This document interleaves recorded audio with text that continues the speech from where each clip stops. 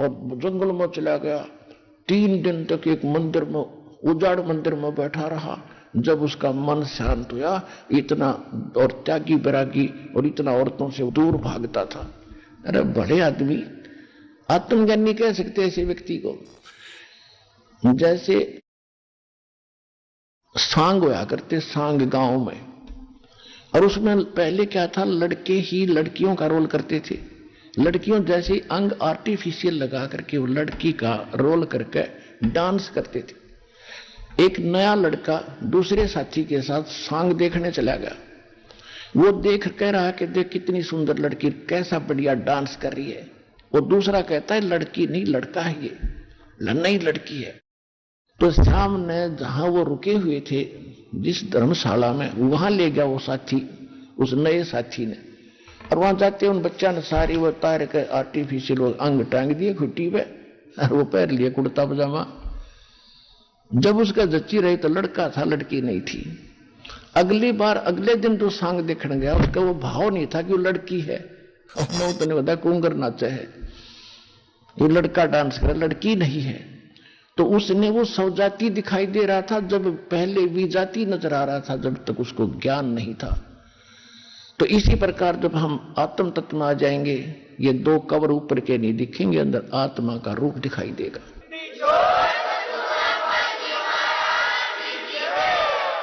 तो अर्जुन सर्जुन जब देखा, एक बार तो आगे निकल गए, नो देख के अगर सच्चे भाई तो चाला पाट गया। जो कहे थे वो सच्ची, गुरु जी तक किस सतीथि में बैठे हैं। फिर वापस आए, फिर हिम्मत सी करके अंदर चले ही गए दोनों। अब अर्जुन सर्जुन गुरु जी को कह रहे हैं कि सतगुरु यहां ना बैठियो, ये द्वारा है नीच।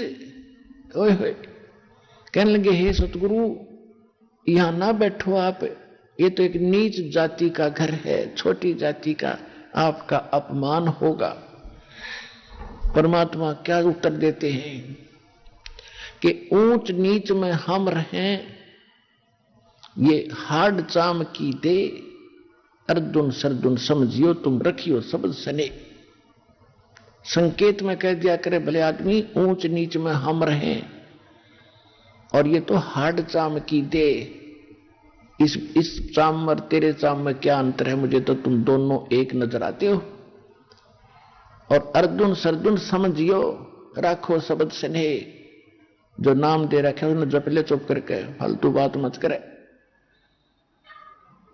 और कहा भले आदमी तुम मेरे गुरु हो गया, आज शिष्य कहा रहे, जब मुझे शिक्षा दे रहे हो तुम मेरे गुरु बन गए बेटा। अर्धव भागदा यहां से मूर्ख हो, हो लिया कल्याण तुम्हारा। अब वो तो कल्याण के लिए निकले हुए थे बेचारे, फिर उनका एकदम झटका लग गया, नाश हो गया बनी बनाई कमाई का। चरणों में गिर गए, वहीं पर हे परमात्मा हमारी तो बुद्धि खराब कर दी, सारा संसार बकवास कर रहे आपके बारे में, वो तो गुंडा हो गया, हो गया, भले आदमी हो। परमात्मा बोले फिर तुमने मुझे क्या जाना, संसार की बात मांगे, तुम ऐसे मेरे से दूर हो गए तो फिर खाक भगत और के देखा तुमने, तुम तो साथ रहो, समाज को तो मैंने तुम्हारी फड़क निकालनी थी। ये बकवास करा करते थे, एक लड़की आती है फलानती, क्या समझा तुमने, मैं इतना जितना गिर गया और तुम मुझे इतना निकम्मा मान बैठे, जो जब तुम भगवान दिखाई दूं था तुमको, तेरे 100 सुखों थे। सर्जुन अर्जुन का जमीन नीचे से खिसकती नजर आई, क्योंकि वो तो उद्देश्य मालिक के लिए निकले थे। कहने लगे दाता घनी गलती बन गई, घनी नीच हम। और ये उनको पता लग गया था कि फिर ऐसे संत सतगुरु मिले ना मिले, और फिर जन्म होगा ना जाने कब होगा, या तो गई हाथ ते डोर छूटे भगवान, बात बिगड़ेगी। चरणों में पकड़ कर बुरी तरह रोए, वहीं पर है परमात्मा कोई विकल्प बताओ दाता। परमात्मा बोले भाई ईब तुम्हारा इस शरीर से वो बात नहीं रह सकती बेटा, कितनी बात बना ले, आपका वो भाव नहीं बनेगा, क्योंकि आपके अंतःकरण में वो मलिनता घर कर चुकी है। अब मेरे इस शरीर से तुम्हारा कल्याण नहीं हो पाएगा, अंडरस्टूड है। कहते हैं ये धागा प्रेम का मत तोड़ो चटकाए, और टूटे से फिर मिले नहीं, और मिले तो गांठ पड़ जाए। गुरु शिष्य का नाता इतना गजब का होता है, इसमें दोष आ गया तो फिर बात बनेगी नहीं जल्दी से। इसको कति गुरु परमात्मा तुल्य होना चाहिए, परमात्मा में दोष नहीं हो सकता। हम अपने दोष दूसरों में देखते हैं। जैसे एक चोर किसी एक नेक आदमी के घर पे चला गया, वो नेक आदमी तो सो गया, उसको खाना खुना खिला गया कि वो अपने जैसा जाने था। नेक आदमी यात्री है, रात्रि में पैसे निकाल कर चला गया। और एक उसी चोर के घर कोई एक नेक व्यक्ति यात्री बनकर आ गया, रुक गया, उसने भी खाना खिला कर चोर ने उसको सिला दिया। वो सो गया ठाठते, और चोर सारी रात जागता रहा कि कहीं रात ने चोरी ना कर ले जा, क्योंकि वो दोष चोर में था, उस महान आत्मा में नहीं था जो यात्री था। अब वो कहने लगे परमात्मा हमारा कल्याण कब होगा? तब उन्होंने कहा कि संवत 1774 में एक मेरी आत्मा छुड़ानी में जन्म लेगी, और जब वो जन्म लेगी तब मैं वहां आऊंगा और उसको मिलूंगा, और उससे फिर तुम दीक्षा लेना जब तुम्हारा कल्याण होगा। अब वो अर्जुन सरजुन वो तो संवत 1575 में परमात्मा से शरीर चले गए। फिर उन्होंने कहा कि भगवान हम इतने समय तक कैसे रह पाएंगे इस शरीर में? तो उन्होंने कहा कि भाई मेरा आशीर्वाद है, तुम्हारा शरीर बना रहेगा। अब उन्होंने क्या किया कि जब संवत 1774 निकट आई तो वो यहां खरकोदा के पास एक अमायूपुर गांव है। खरकोदा जिला सोनीपत के अंदर एक अमायू गांव है। उस अमायू गांव में आके और किसी भगत के यहां रहने लगे। काफी वर्द शरीर हो गया था, लचर पचर। और फिर उन्होंने वहां रहने लगे कि भाई, उन्होंने क्या बताया था कि दिल्ली से 30 मील लगभग पश्चिम की ओर वहां मैं आऊंगा। गांव नहीं बताया था जब तक, और वहां तुम्हें आप कारण बन जाएगा, पता लग जाएगा। तो हमायूपुर गांव में रह रहे थे, और जब परमात्मा गरीबदास जी को मिल चुके थे और उनको सब परिचित करा दिया था, फिर ऐसी प्रेरणा करी उनके सपने में दिखे दाता अर्जुन और सर्जुन को कि अर्जुन और सर्जुन तुम छुड़ानी जाओ, वहां मैंने तुम्हारे दीक्षा की व्यवस्था कर दी है। छुड़ानी गांव में जाओ। अब वो सुबह उठे, दोनों ने एक दूसरे से बता के आज तो भाई गुरु जी दिखे थे, और छुड़ानी गांव बताए थे, वहां कोई आए और उनसे दीक्षा लो। उसका नाम भी बताया, गरीबदास नाम है उनका। उन्होंने जिस भगत के वो घर पर रहा करते थे उनसे पूछा भी यहाँ कोई छुड़ानी गांव है? उसने बताया जी है छुड़ानी गांव, एक छोटा सा गांव है और यहां से थोड़ी दूर है, यानी 30 किलोमीटर होगा। 30। तो बोला भाई एक काम कर दे बेटा। दोनों कहने लगे आज तक आपने हमारी बहुत सेवा करी है, एक अंतिम काम और कर दे, हमें छुड़ानी छोड़ दे।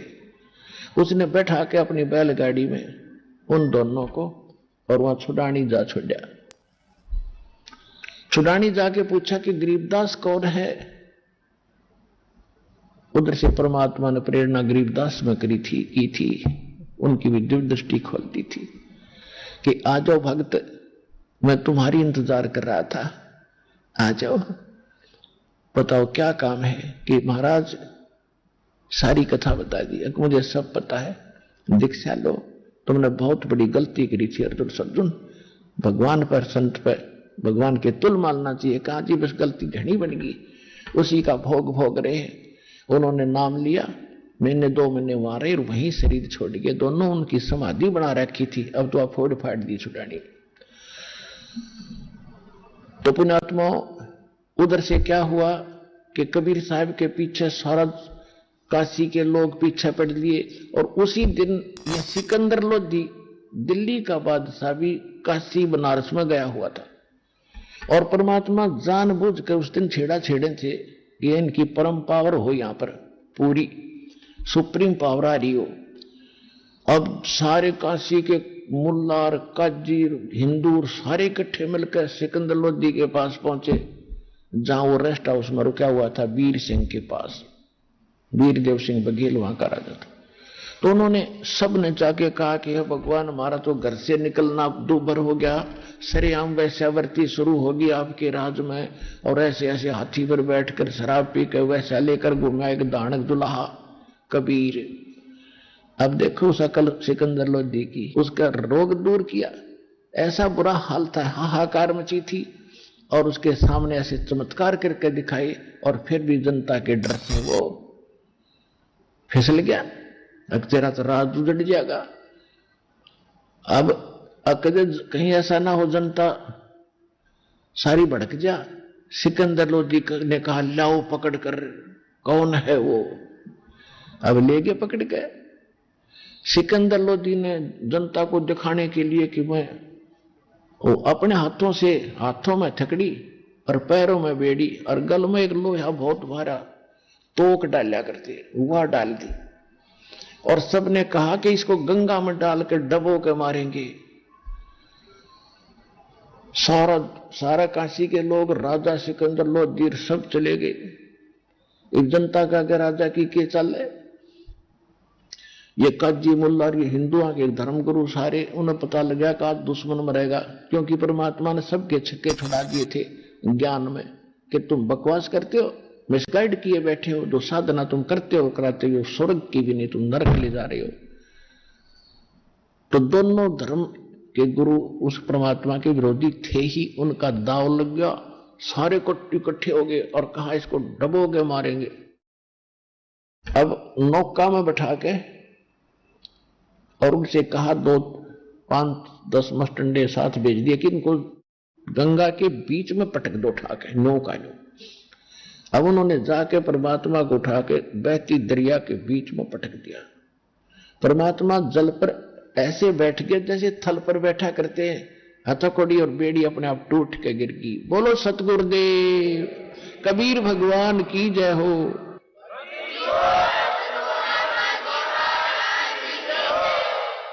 अब वो नौके न्यू बैठे जब और नीचे गंगा जल चक्कर काटता हुआ चल रहा है। अब वो नौका वाले तो बुला लिए, तुम आ जाओ वापस। फिर लगे उनको पत्थर मारो, इसका खूब पत्थर मारे। पत्थर कहां जाए इतनी दूर, सेंटर में। फिर कहने लगे गोली मारो इसका। राजा ने आदेश क्या को कहा कि गोली मारनी पड़ेगी। अब राजा डरता, ठीक है गोली मारो।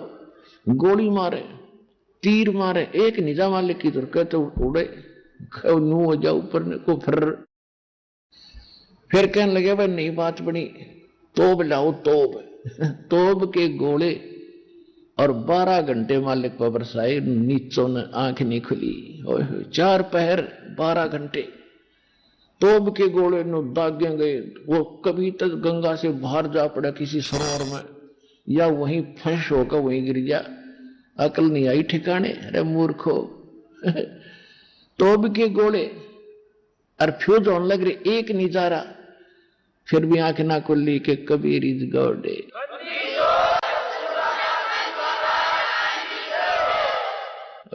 अरे मंदबुद्धि लोगों, तो जब परमात्मा ने देखा कि ये मूर्ख ना जा यहां से, भूखे पैसे खड़े जनता ने लिए, और परमात्मा नो का नो नीचे चले गए जल में अपने आप। जब ये कति सारी करनी करके थक लिए, तब उन्हें खुशी बनाई कि डूब गया डूब गया डूब गया।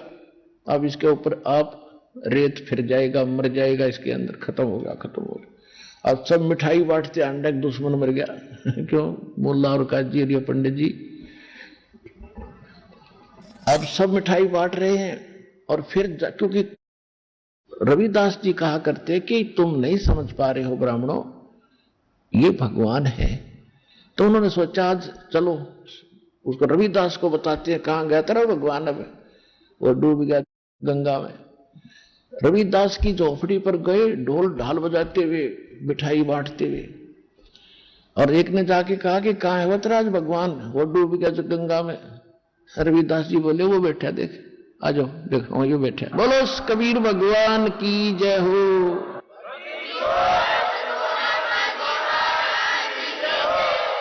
अब जो सा देखा हुए बागले कहां? सिकंदर लोधी के पास के महाराज वो तो मरा नहीं। तो अब कैसे मारे भाई कि इसके गले में पत्थर बांध दो, मोटे मोटे, उसे भरा भरा पत्थर बांध कर छाती गए और परमात्मा को फिर गंगा में पटक दिया। वो पत्थर टूट कर नीचे गिर गए, भगवान ऊपर बैठे। फिर उन्होंने सोचा वे नौ नहीं मरे। फिर उन्होंने प्रार्थना करी कि कबीर जी आ जाओ, बाहर आ जाओ तुम। अगले भाई आ गया बाहर। फिर उन्होंने सकी बनाई कि इसको खूनी हाथी होते थे, वो आदमी को मार कर पाट डालते थे, उसको कि खूनी हाथी से इसको मरवाएंगे। वहां एक ऐसा दंडित स्थान बना रखा था, राजा बैठता था एक ऊंचे से मचान पे, जैसे ये स्टेडियम में ऊंचे स्थान पर बैठ जाते हैं, लास्ट वाला ऊंचा मचान हो, और ग्राउंड में खेल होता है ऐसे। तो वो राजा बैठा था अपने मंत्रियों सहित ऊपर, एक ऊपर बनी हुई स्टेज पर, और ग्राउंड के अंदर वो जो बकवाद जो ज्यादा कर देते थे अपराध, उनको खूनी हाथी से सबको इकट्ठा बुलाया जाता था, सारे आसपास के नगर निवासियों को, ताकि सबको डर बने और सामने देखें कि अपराधी को कैसे दंडित किया जाता है। तो सारे इकट्ठे हो रहे थे, वो नताना ही था, और बीच में परमात्मा को बांध के, गोला लाठी दे के, हाथ पैर बांध के और गिर दिया, ग्राउंड में डाल दिया। और हाथी पीलवान से कहा कि इस हाथी से कुचलवा डाल। हाथी को शराब पिला दी, मदमस्त कर दिया, और पीलवान ऊपर बैठ कर उसको परमात्मा की तरफ लाने लगा। जब थोड़ी सी दूर पर रह गया हाथी, परमात्मा ने शेर का रूप बना लिया। शेर को देखकर हाथी की चंगाड़ मारे और लीद कर वापस भागे, मुंडी धुन बन गए। अब पीलवान उसका वो मारे अंकुश, अब तेरी नौकरी गई। जब उसने दोबारा, जब हाथी को दिख रहा था शेर, परमात्मा ने सोचा कि यो इस प्राणी को पीलवान घना दुखी करेगा। परमात्मा ने उसको भी दिखा दिया सिंह का रूप, पीलवान को हाथी जो चला रहा था। जब उसने शेर देखा कि बस चपट्टा मारने वाला, वो तो इतना डर गया, हाथी तो नीचे गिर गया, हाथी की तजा भाग गया और पीलवान कहीं पड़ा।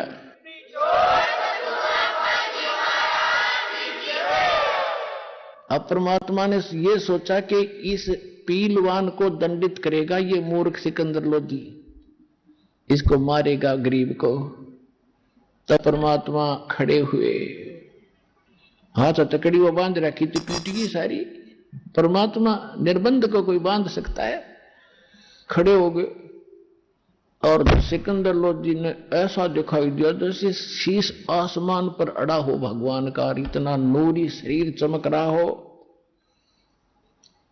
एकदम नू देखकर सिकंदर लोधी जैसे वहीं से कांपने लगा था, उस मचान से, स्टेज से, और कांपता हुआ नीचे आकर चरणों में गिर गया समेत मुकुट के। बोलो सतगुरुदेव कबीर भगवान की जय हो।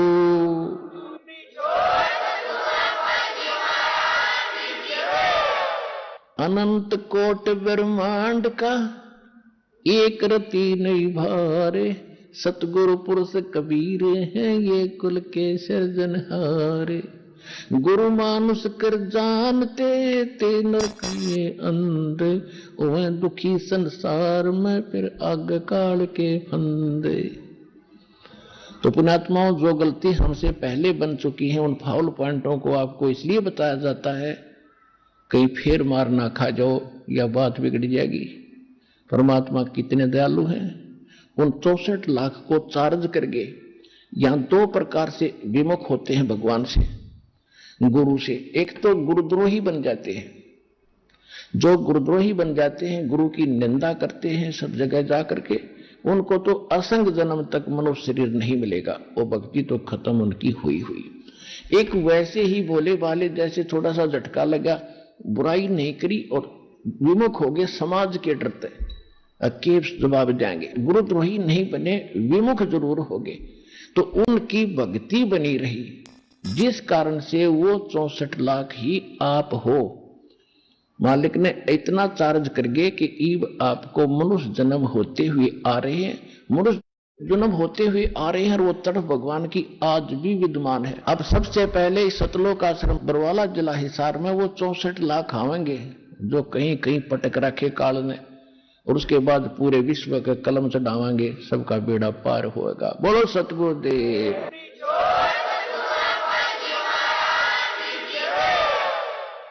परम पिता परमात्मा पूर्ण ब्रह्म कबीर परमेश्वर कबीर साहिब जी की असीम रजा से आप सभी पुण्यात्माएं परमात्मा की महिमा सुनने के लिए उपस्थित हुए। जिन पुण्यकर्मी प्राणियों के शुभ संस्कार उदय होते हैं उनको मानव शरीर मिलता है। मानव शरीर प्राप्त प्राणी जो परमात्मा की तड़फ में, परमेश्वर की खोज में लगे हुए हैं, वो और भी पुण्यकर्मी प्राणी हैं। और जिन मानव शरीरधारी प्राणियों को सतगुरु सत्संग मिल जाता है, वो उनके पुण्यकर्मों का कोई अकाउंट नहीं किया जा सकता, वर्णन गणना नहीं की जा सकती। वो कितने पुण्यकर्मी प्राणी हो। आप सभी जो सतलोक आश्रम बरवाला जिला हिसार से जुड़े हैं, आप वो पुण्यकर्मी प्राणी हैं। परमात्मा की इतनी प्यारी आत्मा हो, आपको सतगुरु और सत्संग और सच्चा नाम और सच्चा भगवान प्राप्त हुआ। सौ शुक्र मनाया करो उस परम पिता के। एकांत में बैठकर उसका धन्यवाद किया करो, आंखों में आंसू भर के कि हे परमात्मा, हम इस योग्य नहीं थे, आपके रहम और करम ने हम इस योग्य बनाया, अपने चरणों में लिया। अभी तो आप बच्चे हो, बालक हो, आपको जो वस्तु मिली है इसका अभी ज्ञान नहीं है, ये कितनी कीमत की है, लेकिन आपको मिलगी, आपके पुण्यक्रम ज्यादा है इसलिए आपको प्राप्त हो चुकी है। और ये वस्तु मिल गई है तो वो अपना काम भी कर रही है जो इसने करना चाहिए। आपको जब पूर्ण ज्ञान होगा इस अध्यात्म मार्ग का,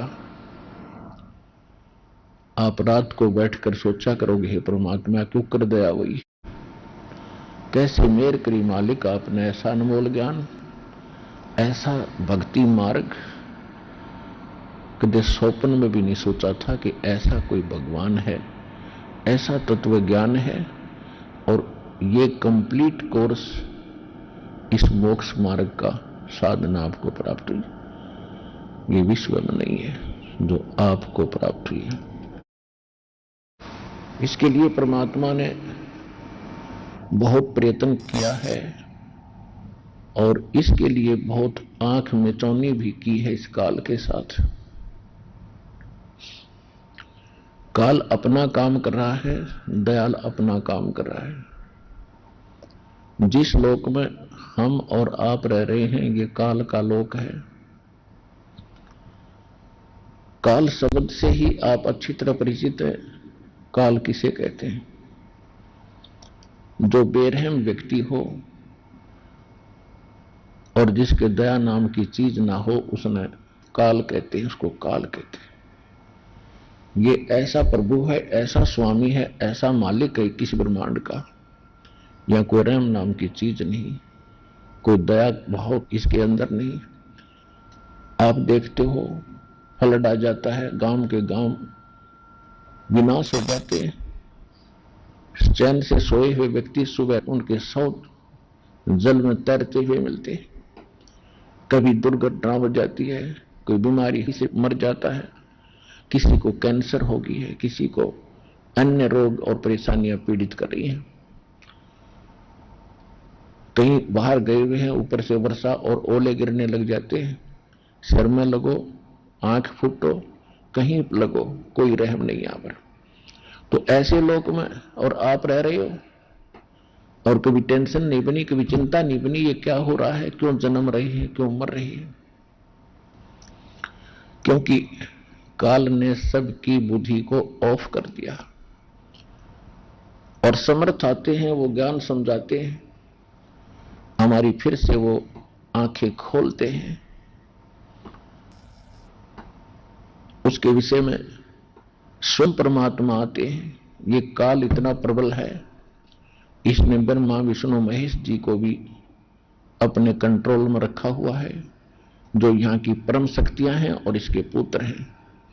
ये केवल उसी के रिमोट से काम करते हैं। समर्थ आने के बाद जब हम परमात्मा की शरण में आ जाते हैं, फिर काल का रिमोट काम नहीं करता, काल की शक्ति हमारे ऊपर असर नहीं करती, तब हम कुछ सोच सकते हैं, तब हम भक्ति भी कर सकते हैं, और उसी समय हम इस काल के लोक में कुछ सुरक्षित भी रह सकते हैं। तो परमात्मा ने आकर आपको आगाह किया है, समझाया है। क्या समझाया है परमात्मा ने? मानुष जन्म दुर्लभ है, ये मिले न बारंबार, तरवर से पत्ता टूट गिरे, भाई बोर न लगता डर। बंदे तू कर बंदगी, जैसा वह दीदार, अवसर मानुष जन्म का, भाई मिले न बारंबार।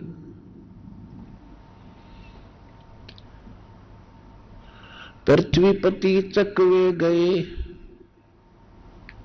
पूरी पृथ्वी के शासक जिनको चक्रवर्ती राजा कहा जाता था, उनको चकवे कहा है सुख संवेद में। पृथ्वीपति चकवे गए, जिनके चक्र चलंत, रावण सरीखे कौन गिने, भाई ऐसे गए अनंत। सर्व सोने की लंका थी वो, रावण से रणधीरम, एक पलक में राज विराजी, जब के पड़े जजीरम।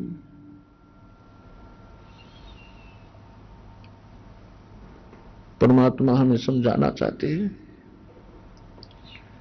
कि भक्ति बिना क्या होत है, ये भटक रहा संसार, रति कंचन पाया नहीं, वही रावण चलती बार। परमात्मा हमें कैसे कैसे एग्जाम्पल बताकर, उदाहरण दे करके सतर्क करना चाहते हैं कि बच्चों, तुम जहां रह रहे हो ये लोग ठीक नहीं है, और जिस मानुष जन्म को प्राप्त करके आपने जो कार्य मनुष्य जीवन का करना चाहिए था उसको कर नहीं रहे हो, और जो पुण्यात्माएं उस कार्य को कर भी रहे हैं, वो मार्ग ठीक नहीं है, वो भक्ति ठीक नहीं है, वो साधना ठीक नहीं है। जो भक्ति नहीं कर रहे और जो कर रहे हैं वो शास्त्र विधि त्याग कर मनमाना आचरण कर रहे हैं, तो दोनों ही एक समान है। कोई भी कार्य है उसको ठीक ढंग से किया जाएगा तभी उसमें सफलता मिलती है। ये तत्व ज्ञान है, ये विशेष ज्ञान है, विज्ञान है अध्यात्म मार्ग की। कोई भी विज्ञान का जो फार्मूला है, उस फार्मूले के अनुसार ही कोई वैज्ञानिक अपना अनुसंधान करेगा तो वो सफलता मिलेगी। इसी प्रकार ये विज्ञान है, तत्व ज्ञान है, विशेष ज्ञान है, ये सूक्ष्म वेद जो आपको बताया जा रहा है भक्ति का, इसके कुछ फार्मूले हैं। उन फार्मूलों के अनुसार ही आप साधना भक्ति करोगे तो आपको अवश्य सफलता प्राप्त होगी। वो फार्मूले सत्संग में बताए जाते हैं।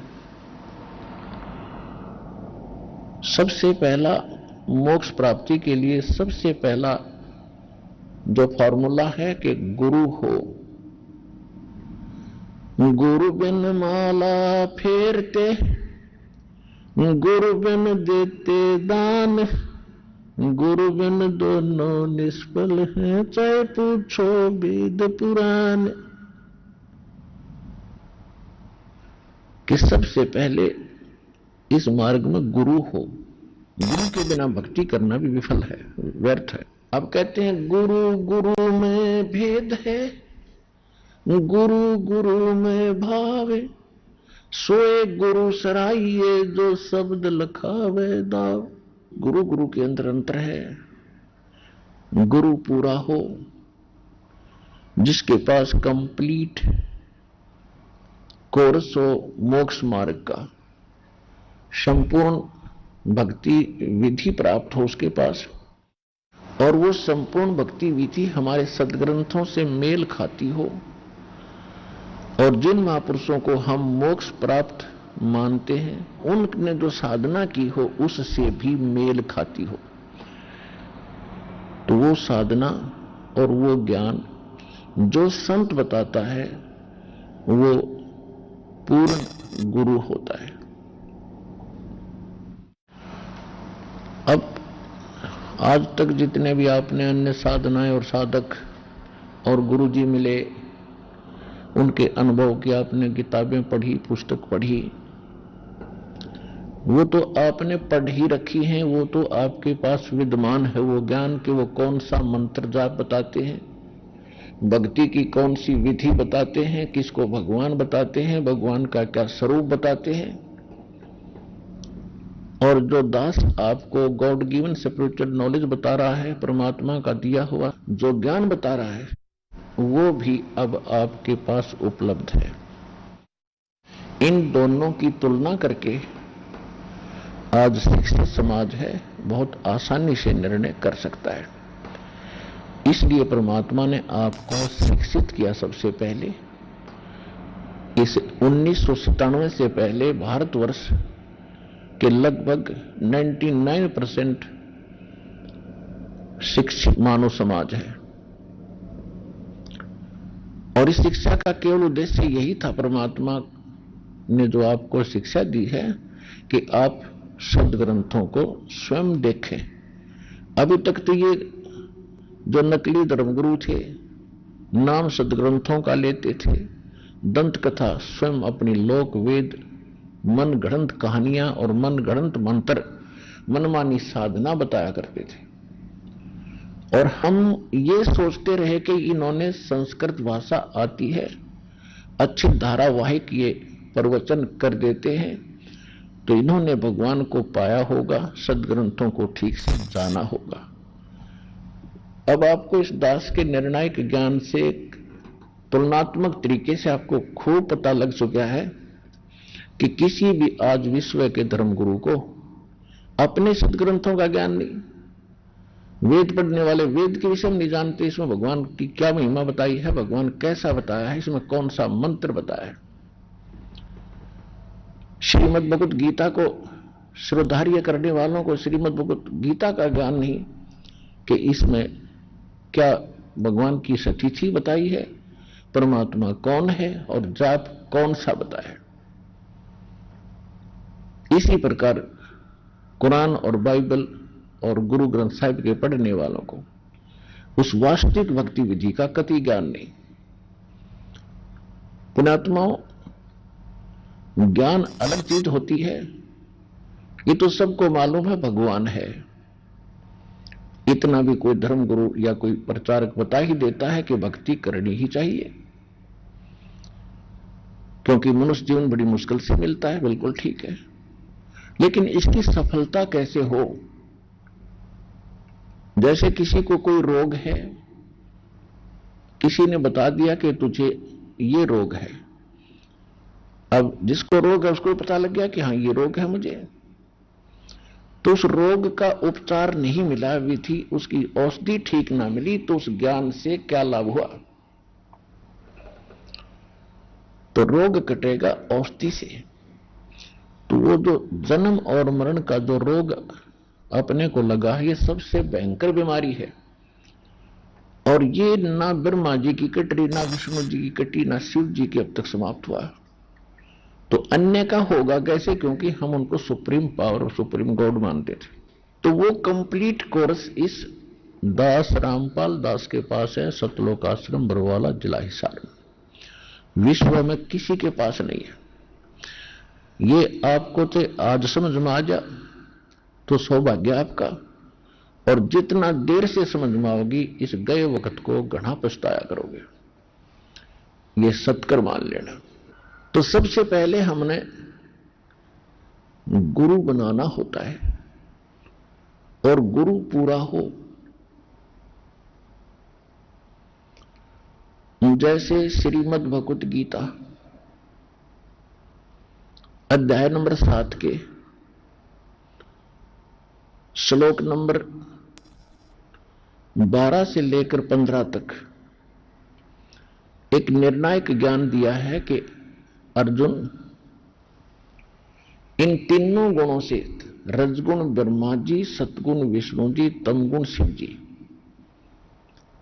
इनके द्वारा जो भी प्रक्रिया इस लोक में हो रही है, रजगुण ब्रह्मा जी से उत्पत्ति, सतगुण विष्णु जी के प्रभाव से यहां आपस में मोह ममता लगाओ,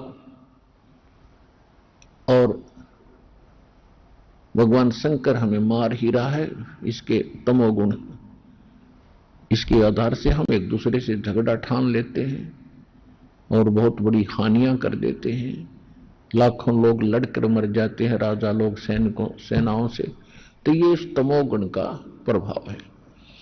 इनसे जो कुछ भी हो रहा है, इसका मूल कारण मैं हूं। कौन? जो श्रीमद् भगवत गीता का ज्ञान दे रहा है वो कौन है? वो काल है।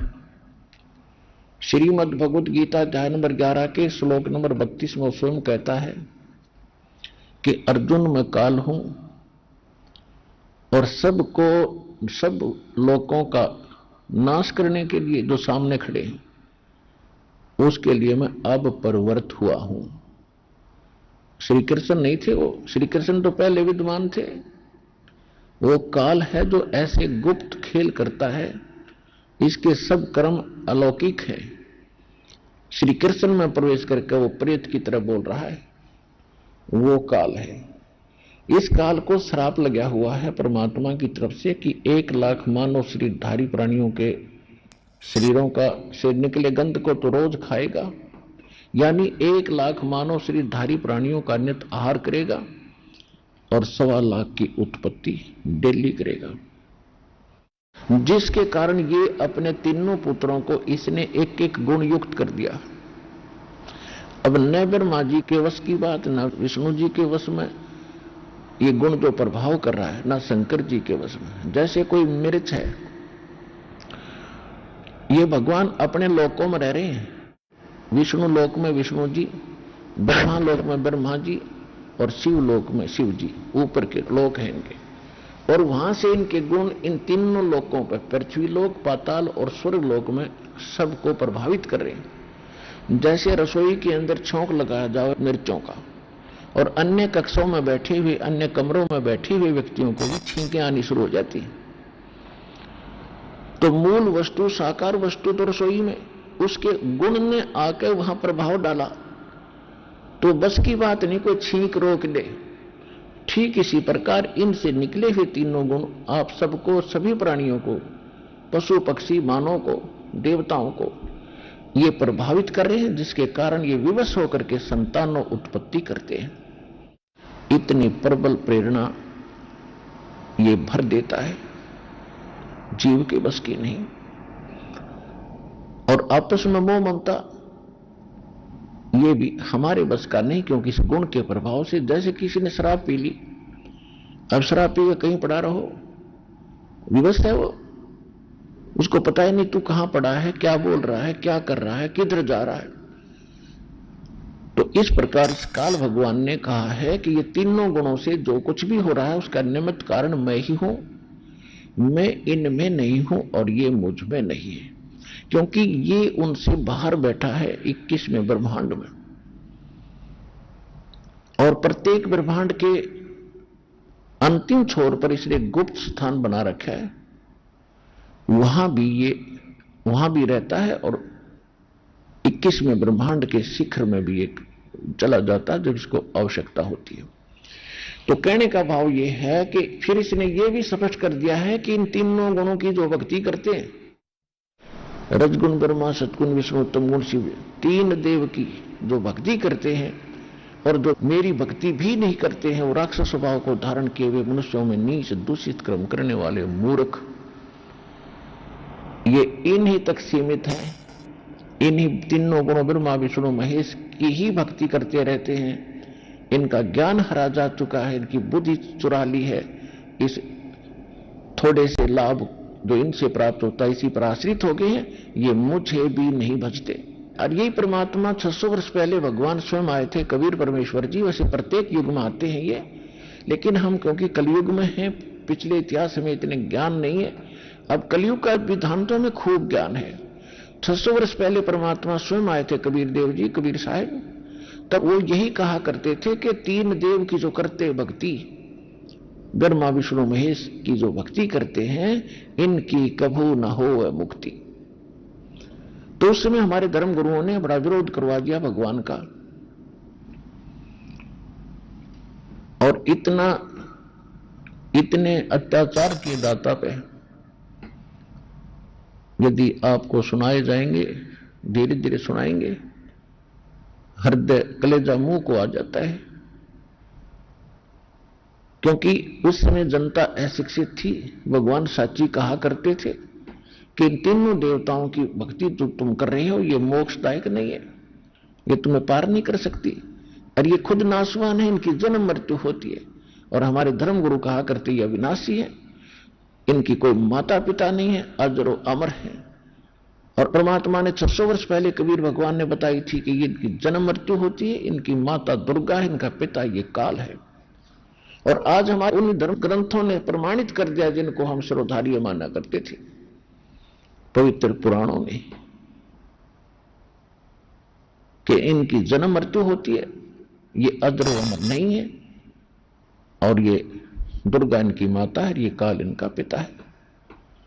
इससे यह भी सिद्ध होता चला जाएगा कि कबीर इज गॉड, क्योंकि भगवान बिना सच्ची बात बता नहीं सकता।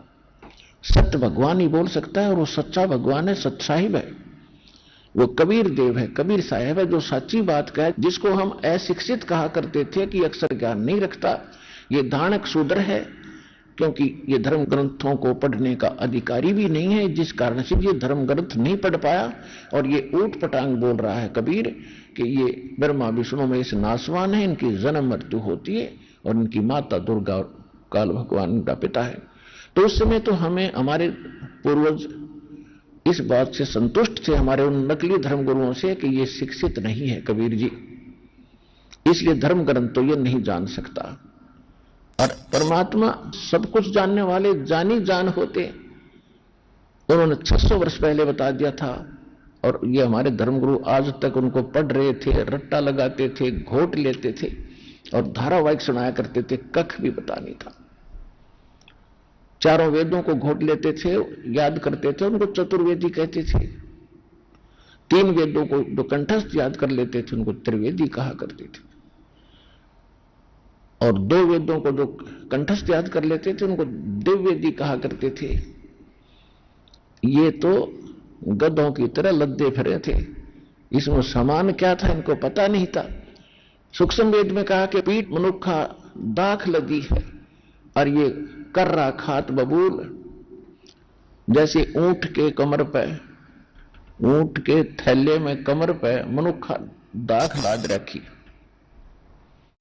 व्यापारी ने, उस कमर पर तो मनुखा दा कितनी मीठी चीज, और वो खावा कीकर के काट्या मत, कीकर के जो बबूल के कांटों में मुंह मार रहा है, होठ फुड़वा रहा है, उसको पता नहीं तेरे ऊपर कितनी बढ़िया चीज दरिया मार ले मुंह, एक बार मुंह मोड़ के। तो इन हमारे धर्म गुरु इन ग्रंथों रूपी मनुखा दाख कर लद्दे तो फिरे थे, पर साधना करे थे कति वह बबूल नकली ऊट पटांग मंत्र, ऊट पटांग साधनाएं श्राद्ध पितृ पूजा तक सीमित रहे। पीठ मनुखा दाख लदी ये कर्रा खात बबूल। तो पुण्यात्मो, हमारे उस समय तो ये नहीं माना करते थे, लेकिन परमात्मा को पहचानने के लिए एक बहुत बड़ा योगदान ये भी एक पॉइंट है कि जिसने वेद पढ़े नहीं, जिसने गीता पढ़ी नहीं, और जिसने पुराण पढ़े नहीं, और पुराणों का ज्ञान 600 वर्ष पहले बता रहे थे और ये पढ़ने वाले नहीं जानते थे, उसके लिए भगवान ने एक अनुस्वर भी दे रखा है। गुरु बिन काहू न पाया ज्ञाना, जो थोथा भूस छड़े मूड किसाना। गुरु बिन वेद पढ़े जो प्राणी, समझन सार रहे अज्ञानी।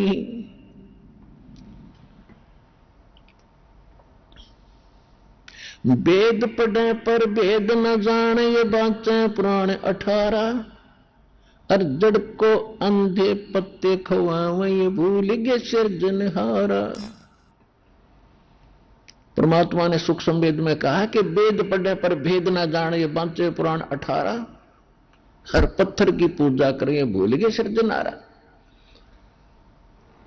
गुरु बिन काहू न पाया ज्ञाना, जो थोथा भूस छड़े मूड किसाना। अब जैसे धान निकाल लिए हो और पराल पड़ी हो, और उस पराल में कोई कूट रहा हो, क्या वो बुद्धिमान हो सकता है? तो ये जितने भी आज तक हमारे धर्मगुरु थे, ये भूस कूटते थे और कणक का न पता नहीं था इसमें है कहां। तो कहने का भाव ये है कि परमात्मा ये कहते हैं, गुरु बिन काहू न पाया ज्ञाना, गुरु बिन वेद पढ़े जो प्राणी, समझे ना सार रहे ज्ञानी। श्री देवी भागवत पुराण और छठे स्कंद में 414 पृष्ठ पे व्यास जी बता रहे, कह रहे कि राजन, सतयुग के ब्राह्मण वेद के पूर्ण विद्वान होते थे और वो दुर्गा की पूजा करते थे। खाक विद्वान थे वेद के। वेद में है कि दुर्गा की पूजा का प्रावधान, या गीता में है कि दुर्गा की पूजा का प्रावधान? तो पुण्यात्माओं, तो कहते हैं, एक ना भूला दो ना भूली, भूली सब संसारी। दास गरीब या चूक धरोधर, ये सब जगह ही चूक थी, कमजोरी थी, कमी थी, इनको ज्ञान नहीं था। तो कहने का भाव ये है कि परमात्मा ने 600 वर्ष का पहले कहा था कि तीनों देव की जो भक्ति करते हैं उनका मोक्ष नहीं होगा। और गीता जी ने क्या कहा कि इन तीनों भगवान ब्रह्मा विष्णु महेश तक जिनकी बुद्धि सीमित होगी, इनका ज्ञान हरा जा चुका है, राक्षस स्वभाव को धारण किए हुए मनुष्यों में नीच दूषित कर्म करने वाले मूर्ख। जब तो भगवान को अच्छा बुरा कहा करते थे, अब बोलो ना वो धर्मगुरु। 10 साल हो गए, दास ने ढिंडोरा पीट दिया, 15 साल 20 साल हो गए, और इसमें टीवी चैनल पर दे रखा है कि किसकी पूजा कराया करते, तुम किसकी पूजा कर रहे हो, तुमने जीवन नाश अपना भी किया और इन भोले श्रद्धालुओं को मिसगाइड करके इनके जीवन नाश करने के पाप के भागी और बन गए। अब सभी को सांप सूंघ गया। अगर दास गलत कर रहा तो बोलो, क्यों ना बोलने क्यों नहीं रहे? इसलिए ना बोल रहे कि आप शिक्षित हो गए, ना तो रामपाल के हट भी ना पाओ, ऐसा कर देते ये लोग। क्योंकि तो राक्षस से भी लिख रखा है इसमें, राक्षस स्वभाव का धारण किए मनुष्यों में नीच। और ये करेंगे क्या फिर? जो पूजा इनकी करें, धर्म ग्रंथ बता रहे हैं, इनका स्वभाव ऐसा हुआ है। अब स्वभाव भी बदल जाता है। डाकू होता है, ज्ञान सुनने से वो नेक आदमी बन जाता है। शराबी होता है, शराब पीता है, ज्ञान सुनने से शराब छोड़कर भगत बन जाता है। तो इस ज्ञान से ये सभी सुधरना पड़ेगा। इन सभी धर्मगुरुओं को पता चल चुका है कि तुम्हारे पास खक नहीं,